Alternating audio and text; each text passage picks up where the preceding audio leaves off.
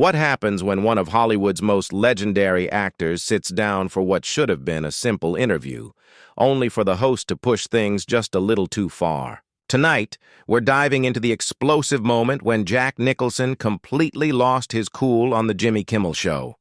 And trust me, you won't believe how far this one went. Before we jump in, make sure you hit that subscribe button and drop a comment below telling me whose side you're on, because this one is going to split opinions right down the middle. So, Jack Nicholson walks onto the stage, and immediately, you can sense something different in the air. The audience goes wild, standing ovation, cheers, applause, the whole thing. Jimmy's smiling big, shaking Jack's hand, getting him comfortable in the guest chair. Everything seems normal at first. Jimmy starts with some light questions about Jack's career, his classic films, and his favorite roles. Jack's answering with that trademark Nicholson charm, smiling, mysterious, confident. The audience is loving every second. But then Jimmy changes direction. He starts bringing up Jack's image in Hollywood, and at first it still sounds harmless. He jokes about Jack being a mysterious figure, rarely seen in public anymore, staying out of the spotlight. Jack laughs politely, nodding along, but you can see a small change in his expression. It's subtle, but it's there. The smile gets tighter, the eyes a bit sharper. Then Jimmy says, "You know, Jack, a lot of people say you've become kind of a recluse. You don't do interviews much anymore. You're not seen out like before. Some folks wonder if maybe Hollywood's moved on without you." The audience goes quiet. You can hear the air shift. Jack's smile doesn't fade, but it changes. It becomes something else entirely. He leans back, takes a long pause, and then says slowly, "Is that what people are saying, Jimmy? Or is that what you're saying?" Jimmy laughs nervously, trying to brush it off like it's all in good fun.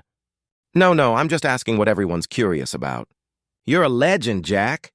People want to know what you're doing these days." Jack nods, but there's an intensity behind his eyes now. Anyone who's watched Jack Nicholson in The Shining or A Few Good Men knows that look. It's the look that says something big is coming. He leans forward slightly and says, "Let me tell you something, Jimmy. I've been in this business for over 50 years. I've worked with the best directors, the best actors. I've won awards. I've made films that people are still talking about decades later. And you're sitting here asking me if Hollywood has moved on without me?" Jimmy tries to jump in. "Jack, that's not what I meant. I was just..." But Jack cuts him off. No, let's actually talk about it. Because what you're really asking is why I don't play the game anymore. Why I don't show up to every red carpet, every party, every talk show.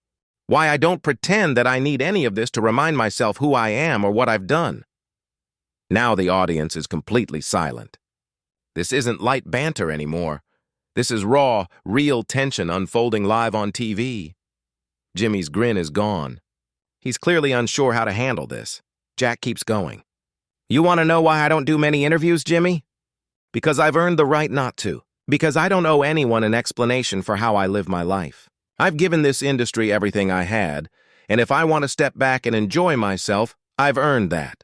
I don't need some late-night talk show host implying I'm irrelevant just to make himself look sharp."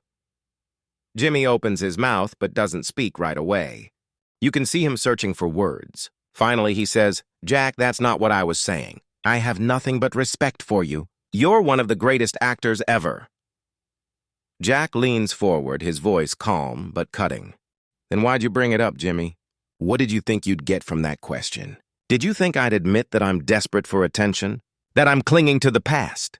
Were you hoping for that viral, emotional moment you could post online?" The air in the studio is heavy. Jimmy takes a slow breath. "I ask tough questions sometimes, Jack. That's my job. But I didn't mean any disrespect." Jack almost laughs, but it's cold. "Tough question? You think that was tough? Let me ask you a tough question, Jimmy. How does it feel knowing that when people talk about the great late-night hosts, they mention Carson, Letterman, maybe Conan, but not you? How does it feel knowing that after all these years, you're still just the guy on after the news?" The crowd gasps. Some people laugh nervously, unsure if this is still part of the act. Jimmy's face reddens, his jaw tightens. He takes a breath. "That's a low blow, Jack. I've worked really hard to build this show, and I'm proud of what we've done." Jack nods slightly. "I'm sure you are, and I'm sure you work hard. But don't pretend what you do is anything close to what I do. You read jokes off a teleprompter and ask celebrities pre-approved questions. I build characters that live in people's minds forever.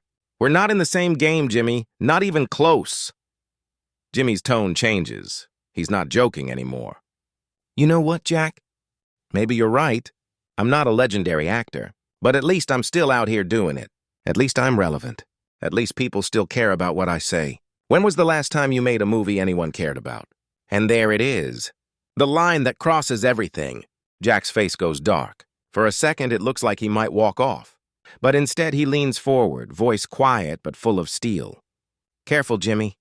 You're about to cross a line you can't return from. Jimmy doesn't back down. Maybe it's pride, maybe adrenaline, but he pushes forward.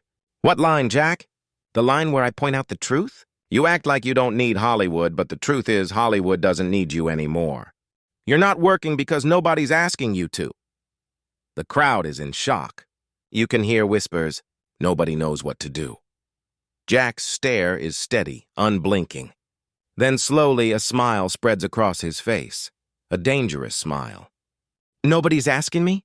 That's what you think? I have 3 scripts sitting on my desk right now from directors who'd kill to work with me. I could start shooting tomorrow if I wanted. But that's the difference between us, Jimmy. You need this. You need people to clap, to tell you you're funny, to tell you that you matter. I don't. I already know who I am. Jimmy's breathing harder now, his voice sharper. You know what I think, Jack? I think you're scared. Scared that if you came back, people would see you're not as great as you used to be. You hide behind this act of being above it all because you're afraid of being irrelevant. The studio falls dead silent again.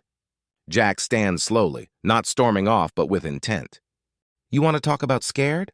You sit here every night making safe jokes, never taking a real risk.